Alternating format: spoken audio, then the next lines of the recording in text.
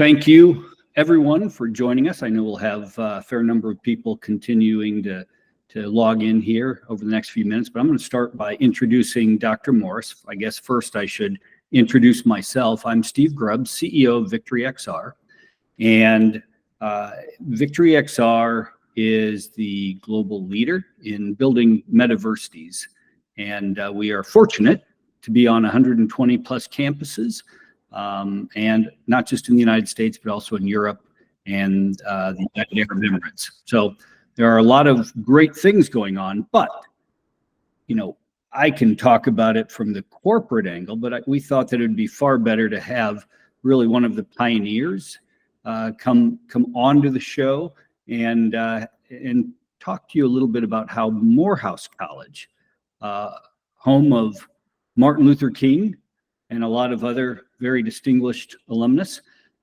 talk about how she and the faculty at Morehouse College are utilizing their Metaversity, but also there's nobody who's more well-traveled speaking about immersive learning in higher education than Dr. Muhsinah Morris. She is an inorganic chemistry professor, but today she is the acting director of Morehouse Metaversity.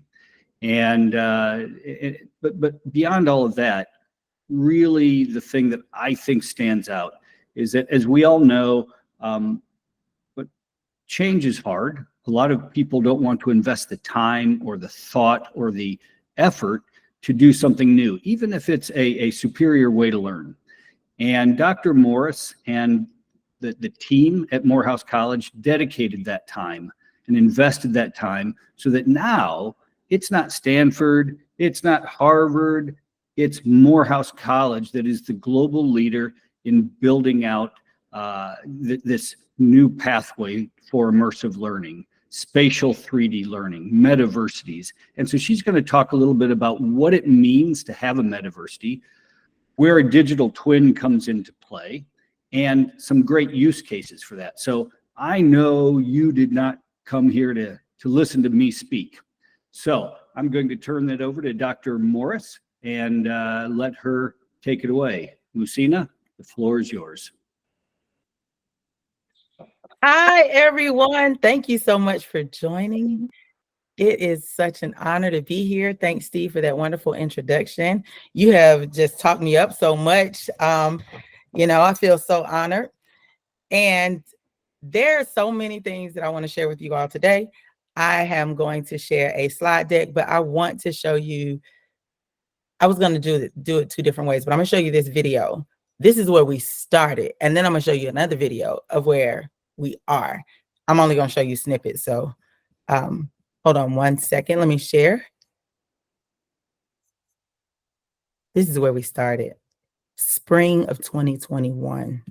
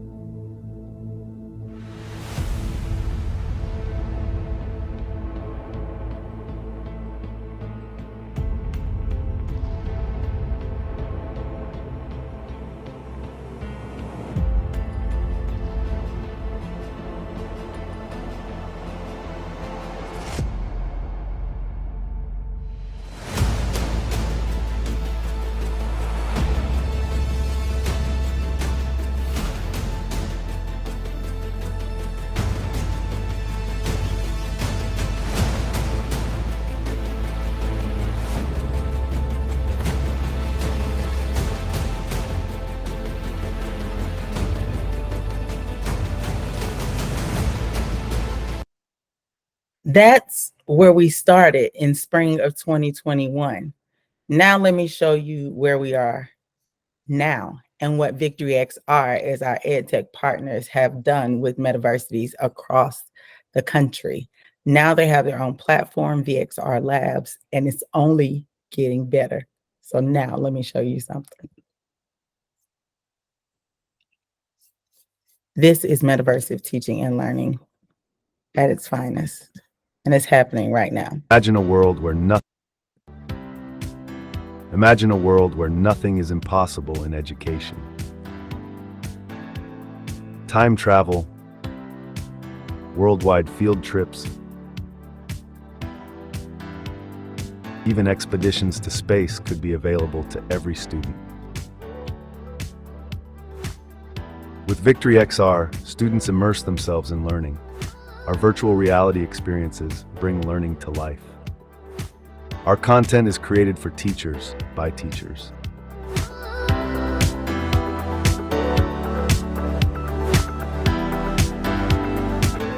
Every module is created with assistance of subject matter experts and certified teachers. From art to science, history to mathematics, VictoryXR offers a universe of possibilities, making every subject accessible and enjoyable. Teachers can use ready-to-play simulations or create their own environments.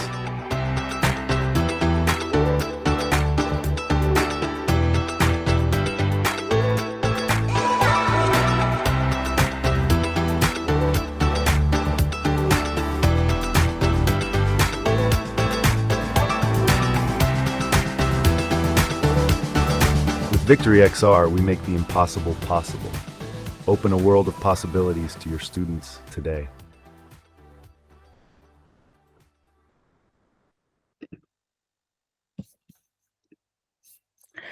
I know you're fired up because I am. So that's just a little bit, but I know you are here because you want to hear a little bit about what are some other great use cases for a Metaversity.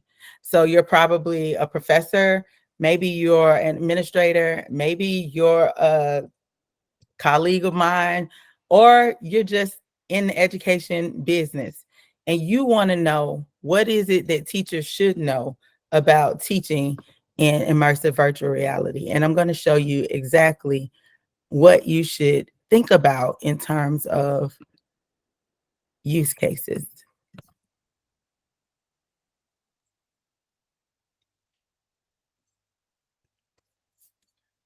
Gotta go back. All right. So I'm going to talk to you about 5 great use cases. And since Steve gave me this great introduction as a pioneer in the space, I went ahead and put the title of Metaversity Chancellor because there are more than 120 Metaversities. And I feel as if, well, I know that Morehouse College was the blueprint, and a lot of what other Metaversities were drawn to was the work that we did in conjunction with VictoryXR. And I'm so proud to be a part of this webinar today that's hosted by Steve and VictoryXR. So just a sneak peek about Morehouse College's Metaversity, what a Metaversity really is, because a lot of people ask, like, what does that term mean and what does that mean for us and our students?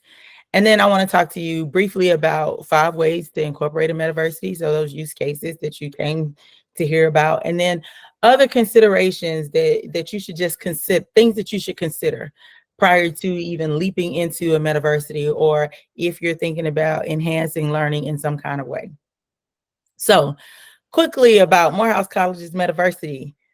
Since the spring of 2021, when we started in English, in biology, in chemistry, and in history, we have taught over 40 virtual reality courses, and we have seen that student achievement has increased. We also didn't see any learning losses during a time when other institutions did. So I think that Morehouse College is very special. I am the first Metaversity director. They call me Dr. Mom, or Molder of Minds. I am a biomolecular chemist, and I started teaching my advanced inorganic chemistry courses in virtual reality. That turned into me flipping the classroom and bringing analytical chemistry students to actually create in the space. And then we began building partnerships with other entities to be able to help bring the ability for our students to work more in conjunction with software engineers at VictoryXR, at places like Unity Technologies, and giving them the tools that they needed to create the spaces that they actually wanted to see. So our Metaversity has turned into not just creators of or consumers of information, but also producers of content in conjunction with fabulous ed tech partners, VictoryXR. So I am an educator. I am a senior assistant professor in the Department of Education now. I am a speaker and an autism mom, an advocate. I'm an author and a wife and a mom of 5 boys. I'm also an entrepreneur, and you can find any content about me at unitethemetaverse.com. So let me go back to my second thing. Yes, I am Morehouse College's Metaversity director. Yes, I've taught and been an instructor. I still teach. Now I teach the exceptional child in the classroom, and a course that I actually created, Intro to XR Technologies in Education. And I have pre-service education students and some general education students that take that course, and they learn about how to implement XR technologies, augmented reality, virtual reality, mixed reality, and all of these other tools, whether they're on the web, on a tablet, on a mobile device, into the classroom and into the curriculum, and how to do it appropriately. So when we talk about a metaversity, I said that I would define that for you, and I am. Meta means beyond, right? The root word meta means beyond. So we are thinking above and beyond what higher education used to be. And in terms of versity, that's just from university, which is just a higher education institution. And so we put the two together and made Metaversity. We're really taking the learner beyond the antiquated learning model that is the classroom today. The model of the classroom has not changed in centuries. Everyone knows that. And what we do know is that this new generation of learners are not willing to just sit and be talked to all day. They want to interact with content and information. They want to get the most out of the experience. And we are not meeting them where they are. But this technology is a tool that we can use to do that. And this is what we have done at Morehouse College in higher education all over the country and all over the globe, really, because we have given our higher education professionals new tools that they can use to build autonomy and scholarship within their discipline, and to teach their students how to be digital natives that are also technologically adept. So when we think about use cases, we think about immersive learning environments for complex subject matter. I'm a chemist, so of course, so many times I hear, oh gosh, chemistry is just difficult. Yes, it's the second hardest subject in the world behind physics. However, an immersive learning environment allows for you to learn at an increased rate, at an enhanced rate. So we saw increased visual spatial intelligence with our students because they were able to visualize the molecular world where before you can't, unless we're using models, and then they're very fixed. So you can't really rotate them in a way that you want to. And so it kind of limits your imagination. But putting them in an immersive learning environment, I saw that students, it increased the effectiveness of the lesson greater than 90% for our students. And dangerous reactions, we have a digital twin of our chemistry lab. Students can do reactions before they get into the lab. That decreases their ability to make mistakes. It increases their efficiency at the bench. They know where they're going and where things are going to be located as they're moving around amongst their other peers, because they're not working in isolation. They're usually working in pairs, and it gives them great practice with efficiency at the bench. It allows you to upskill workers. So if you're working with complex machinery, or you have updates to machinery and you want to take your line off, you don't want to have to take everything down to train people up. You could upskill your workers in real time and use simulations to do it. It could do it faster. Your lines won't be down as long. It's a great practice for manufacturing, especially when you're talking about advanced manufacturing practices. You can have AI or artificial intelligence TAs or teacher assistants in these environments for a more personalized journey. And that is something that we are trying out. And it allows also for asynchronous self-discovery. So you have this metaversive teaching and learning, immersive learning environment that provides an active learning environment, experiential as well as tangential learning if necessary. So by tangential learning, that means like that gamifying of education, experiential, taking you to experience or to emulate a particular career pathway or something like that. Visual spatial intelligence, it increases your ability to see different aspects or different perspectives. So because you're immersed in that environment in a completely VR 360 degree world. So that is one great use case. You want to provide a distraction-free immersive learning environment for your students. It also provides a global classroom without borders. So the next thing that I really love and the use case that makes the most sense is that you're not tethered to your geographic location as to how much you can learn, when you can learn, and how you can learn. I did this wonderful workshop this past summer at UMGC, and all of these people were all over the country, and some people were out of the country. And you see how many of us there are in this picture, but we were learning the same thing. We went on the same adventures. We have the same memories of the same experience.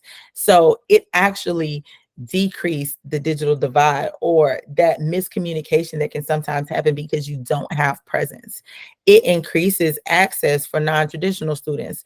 Now, even though I teach students in a residential traditional environment, education is moving to a place where we're seeing more and more non-traditional students who are not between the ages of 18 to 23. And even if they are, these students have families, these students have other responsibilities, these students are working and they are trying to upskill to get promoted. So we need enhanced learning environments that build stronger learning communities and gives you presence. It also allows you to build diverse communities of practice from all walks of life, and it creates a sense of belonging. Now, VictoryXR created the digital twin campus of Morehouse College. Best idea ever. Best idea ever. You think, why do you need the same thing that you have in the real world? Then that defeats the purpose. No, it does not. When you have campuses that are satellite campuses, or you're spread out, or you have an online program, the best thing you can do to create a culture of belonging is to have that digital twin where your students can still gather. If you have a campus like our campus is in the middle of the city, and it's not really good to be out in the middle of the city in the middle of the night studying late at night. It could pose a hazard. So you want students to be able to still meet and be able to get that peer-to-peer interaction, have the tools that they need to be able to work together collaboratively. It takes away the borders and increases the amount of inclusiveness you can have.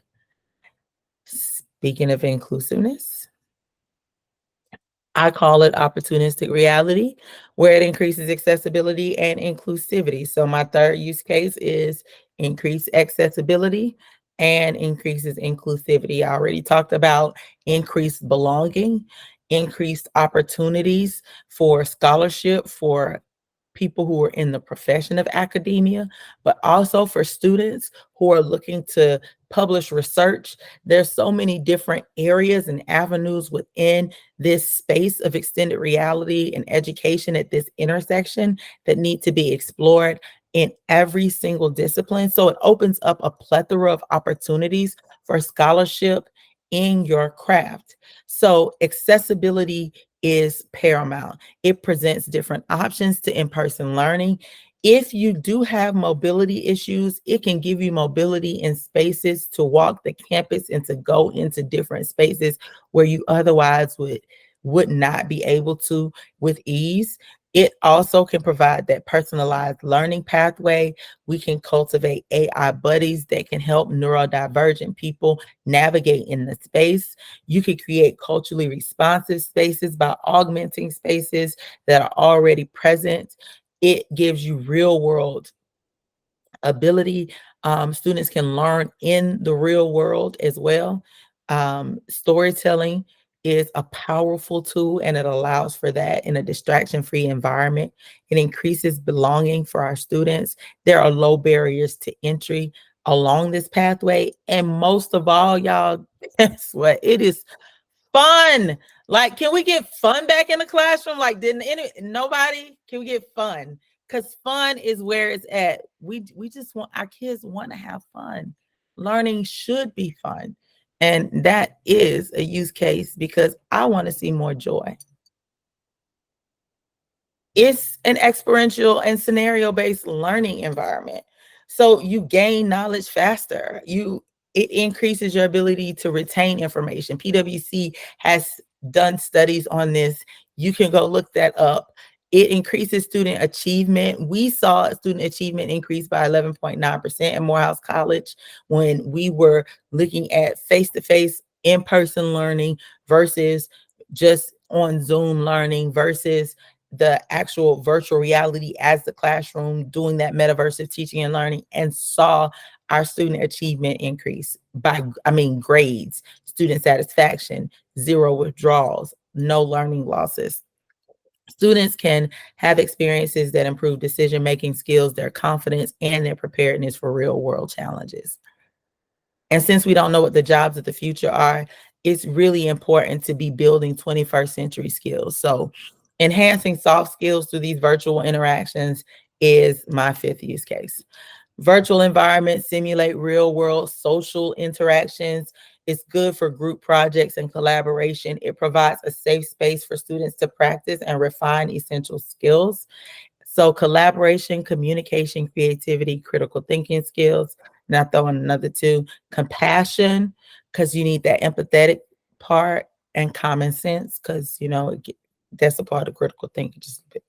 So these 21st century skills are important to be built in this space. And so those are our 5 ways. And then what should you consider as faculty, as administration, as students, or just as all learners?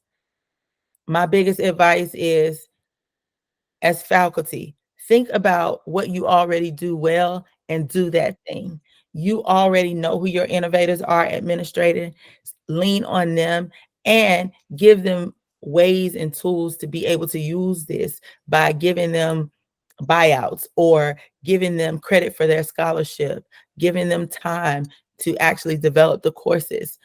Students, flip the classroom, faculty. Allow your students to become the teachers in this space. It gives them greater autonomy and allows them to produce things that you haven't even thought of because you're not a digital native. And then for all learners, just find your way in. It's fun, it's doable, and you're never too late or too late to start. So if you have any questions, I am willing to take them. I'd like to thank my ultimate team, which is Morehouse Metaversity faculty. They are listed here, and VictoryXR for being wonderful EdTech partners and allowing Morehouse to reach beyond borders. Thank you for your time.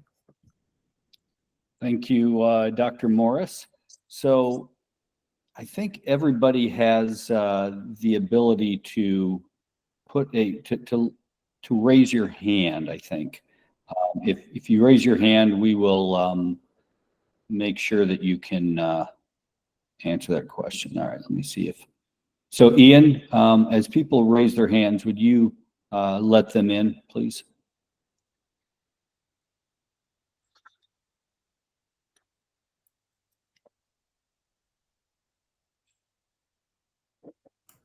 Cheval Douglas, you should be able to unmute and ask a question.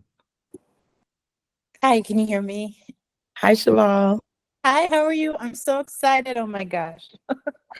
One of the first questions we're gonna have, all of us probably, is costs. Like, who pays for it? Is the college or the students? Like, it's part of what they would normally pay for a textbook. How does that work? So at Morehouse College, we don't pass on any cost to our students.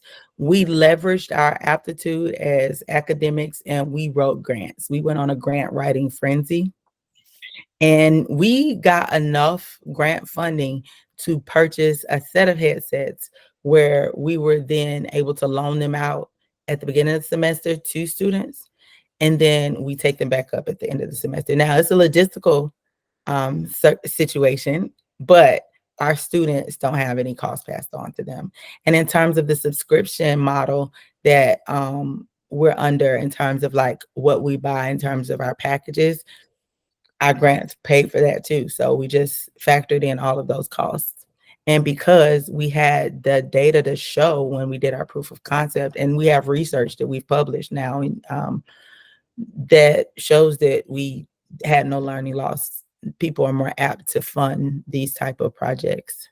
And then there are some other agencies that fund. Muhsinah, let me talk about the experience at some other universities as well. Different universities do it different ways because for the most part, for most universities, this isn't built into their standard budget. But we had one university that displaced one student fee, one supplemental learning fee, and replaced it with this one. So it was a net neutral for the student. Other universities just build it into the cost. Some use grants, and some have a budget for testing new teaching pedagogy. So in those instances, that's people figure it out in different ways. Let's go to Vero Straw. Ian, help us out there. Hi, how are you? Hi, Vero. How are you doing? Good. I had a question. I know you were talking about it on an academic level. Are there any professional, like, can you apply the use of this to a professional setting? Absolutely, for training and development, for getting to know, I mean, a lot, Accenture uses it, Microsoft uses it. So you have a lot of institutions that are now using it for onboarding for their employees. So it has been used in professional settings. As a matter of fact, BMW is a large user of the technology too. How like, let's say for example, if I was interested in like utilizing it to work on like sort of like creating a program that's like an apprenticeship program for people who want to get into a specific field, do you know what the costs related to doing something like that are, or what are the requirements, or at least like equipment requirements besides the goggles and stuff like that? Dr. Morris, I can speak to the VictoryXR license, and there are other firms out there that you can have a conversation with. Our license is $75 per semester for full access. So, not a lot of money. And then what you do with the platform and all the content in there is up to you, but it allows for synchronous or asynchronous learning. It allows for workplace training. It allows for student learning. So there's a lot to it, and there's a lot of value for $75. Okay, and that's okay, perfect. And then that would be available on the website, or you'd have to directly speak to somebody in. Yeah, if you go to our website at VictoryXR.com, you'll see it all there. You can, if you want to have somebody like John King assist you, he's ready, willing, and able to hop on a call and walk you through it. Okay, amazing. Thank you very much. Sure. Let's go to Elena Jenkins.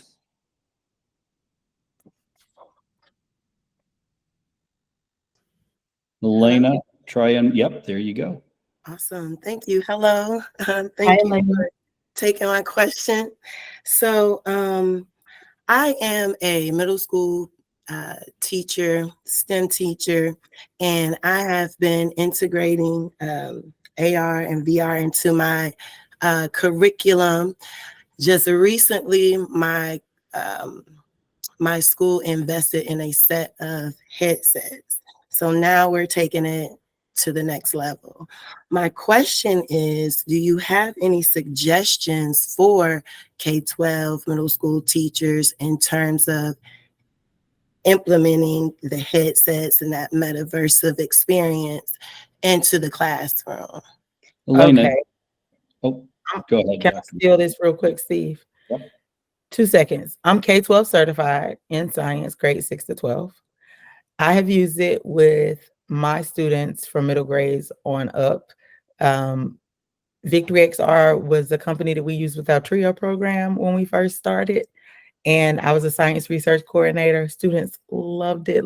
And that's what really pushed us to do our Metaversity. So has been using K-12. They have modules for every level. So now I'm going to let Steve take over from this. But yes, use it with your middle schoolers and the content is there. Awesome. Thank you. Elena, did you purchase Quest headsets or MetaQuest headsets or something else? Yes, MetaQuest. Well, I have very good news for you. You can download VXR Labs from the Meta store for free. Yep. And there's a lot of free content. It's our business model is like TV. You know, there's free TV, few channels on free TV. Then if you want, you can upgrade to the basic subscription, basic cable. And then we have some premium stuff as well. But you can get started with a lot of free content. So VXR Labs, one word, VXR Labs. You'll find it in the Meta store. Just search it. And if you put in those words exactly, VXR Labs, it should pop right up. Yep. Capital V, capital X, capital R. Yeah. Capital ABS. We'll just put that in the chat. Okay. Yeah, I was going to say, do it. Erie, are you next? Then we'll go back to Cheval.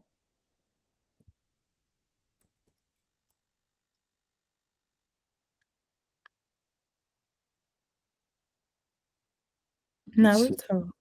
Let's go back to Cheval. I think Erie is muted. Is Erie going to speak first? Go ahead, Erie. I'm sorry, my daughter, this is BC Entertainment, Charlene Dublin. My daughter's profile. My daughter's Google profile for some reason came on.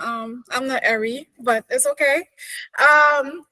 So I had a question. If I wanted to put together a seminar to invite the educators down here in the Caribbean, will Dr. Morris and Victory Labs be willing to host that with me, just to give them more insight on the Victory Labs and the metaverse, the Metaversity part?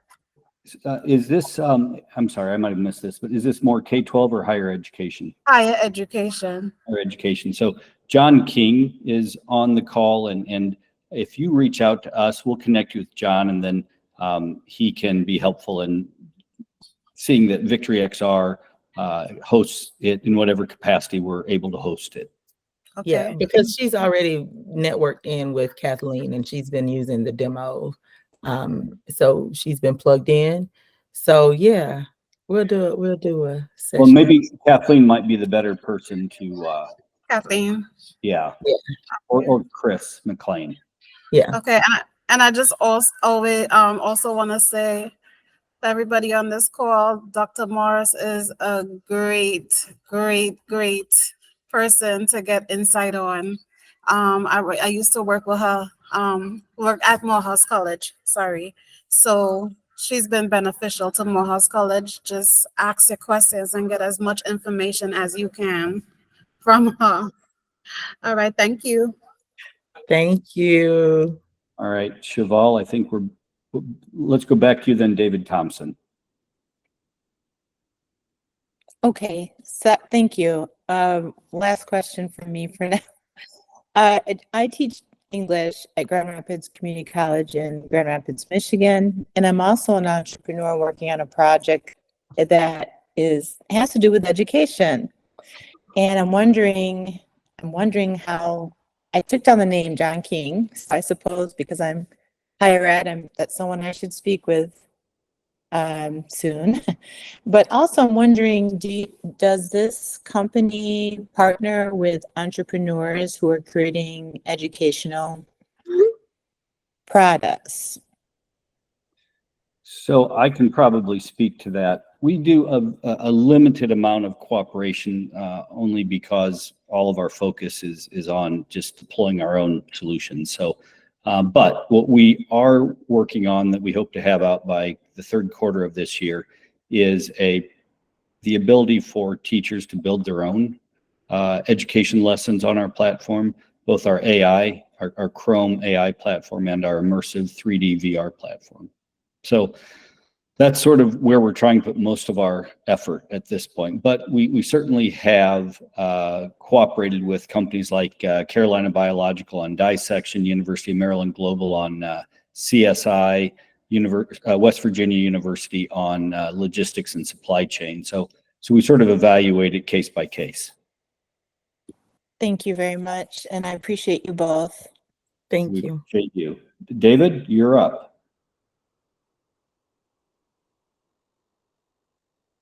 Muted, David.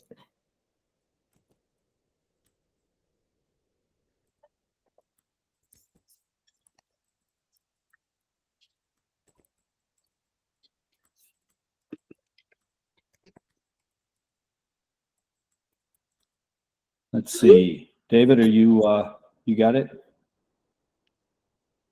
Muted. Are you able to unmute him, Ian? No, he has to unmute himself. Yeah, he has to unmute himself. I tried to as well. Okay. Well, while we're waiting, let's go back to Vero Straw, and David might have jumped off just because we're over time a little bit. So this probably is our last question, unless David jumps in. With regards to the entrepreneurs and being able to design, teachers at some point at the end, or by the third quarter of this year, the availability for teachers to create their own programs and use of VR within the programs they're creating.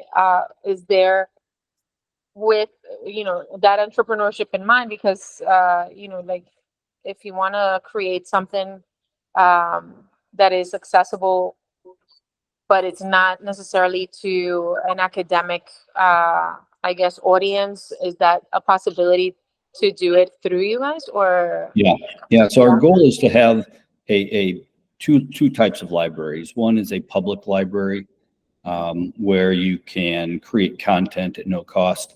The other is like a teachers helping teachers type library. Okay.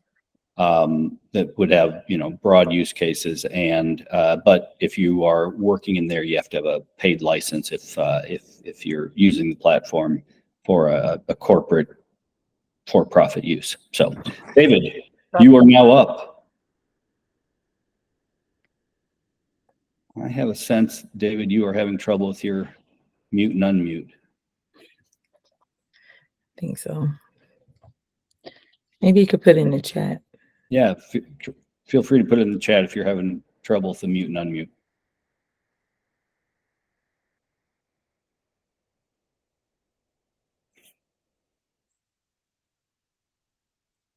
Okay. Well, I think I'm going to say thank you, Dr. Morris. We appreciate it. Oh, here we go. Do you work with for-profit organizations?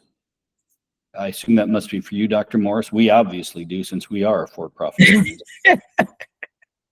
I do, yes. It depends on what capacity, I guess. Outside of universities, yes. Dr. Morris, how can people reach out to you after this call? You can reach me at unitethemetaverse.com. All of that information that is on there, all those social links where it says about me, those are me. I have a press kit there too, where you can reach me and learn about what I've been featured on and everything. Perfect. All right, everybody, we very much appreciate you joining us today. Thank you, Muhsinah, for sharing your wisdom and knowledge and your experience. And we have another webinar next week, so keep an eye on the VictoryXR page. Absolutely. All right. Take care, everyone. Thank you.